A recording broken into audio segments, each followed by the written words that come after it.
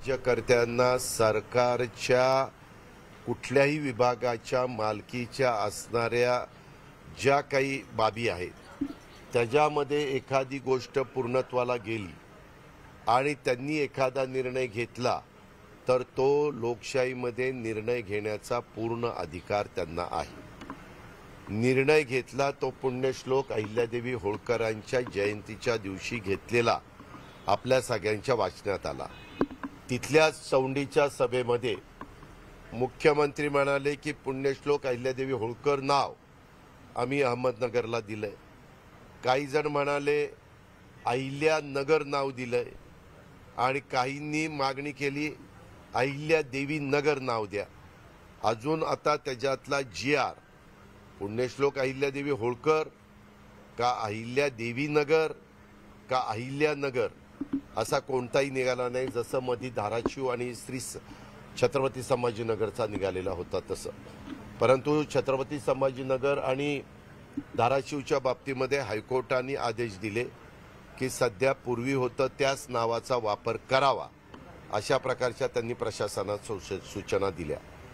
ह्या महान व्यक्तींची नावं दिल्यानंतर सामाजिक समाज आणि आम्ही सगळे लोकप्रतिनिधी त्याचं स्वागत करतच असतो, तुम्ही पण नागरिक म्हणून स्वागत करत असता। तसं आपल्या बारामतीमध्ये जे काही मेडिकल कॉलेज आपण सगळ्यांनी मिळून उभं केलं त्याच्यामध्ये सुरुवातीच्या पायापासून आजपर्यंत सगळ्या कामाचा मी साक्षीदार आहे।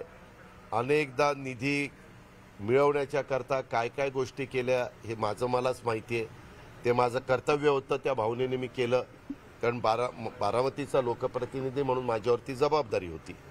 आता तिथं पुण्यश्लोक अहिल्यादेवी होळकर मेडिकल कॉलेज बारामती असं नाव दिलेलं आहे। आता पुणे विद्यापीठाला सावित्रीबाई फुले पुणे विद्यापीठ नाव दिलेलं आहे। आता याला पुण्यश्लोक अहिल्यादेवी होळकर बारामती मेडिकल कॉलेज असं नाव देत आहेत का आणखीन कसं नाव देत आहेत हे मला काही माहिती नाही, पण मी गिरीश महाजन साहेब ह्या खात्याचे मंत्री आहेत, त्यांनीच डिक्लेअर केलेलं होतं। त्यामध्ये जसं आपण बऱ्हाणपूरला पोलिसांचं एक हे उपमुख्यालय तिथं करत असताना बारामती आणि खाली बऱ्हाणपूर लिहिलं, बऱ्हाणपूरच्या लोकांची अपेक्षा होती आपण केलं। तशा पद्धतीनं पुण्यश्लोक अहिल्यादेवी होळकर हे नाव एका महान व्यक्तीचं नाव आहे। त्यांनी त्या काळामध्ये कशा प्रकारे राज्यकारभार करायचा असतो आणि एक स्त्री किती चांगला राज्यकारभार करू शकते, किती चांगल्या प्रकारे लोकांना गरजेच्या बाबी स्वतःहून बांधून, म्हणजे त्यांनी बांधलेल्या बाराव, त्यांनी बांधलेल्या विहिरी, अनेक गोष्टी आहेत, ह्या सगळ्याचे आपल्याला माहिती आहे। त्याच्यावर त्यांचं नाव तिथं द्यावंच, परंतु त्याच्यामध्ये कुठंतरी बारामती पण असावं असं काही बारामतीकरांनी मला विनंती केलेली आहे। तर पुण्यश्लोक अहिल्यादेवी होळकर मेडिकल कॉलेज बारामती का पुण्यश्लोक अहिल्यादेवी होळकर बारामती मेडिकल कॉलेज असं काही करायचं शेवटी मी करू शकत नाही, तो अधिकार मी पुन्हा सांगेन सुप्रिया सुळेंचा नाही, अजित पवारांचा नाही, तो अधिकार राज्याच्या मुख्यमंत्र्यांचा, उपमुख्यमंत्र्यांचा आणि त्या खात्याच्या मंत्र्याचा असतो आणि त्या पद्धतीने त्यांनी निर्णय घेतलेला, अर्थात त्या निर्णयाचं मनापासून स्वागतच आहे।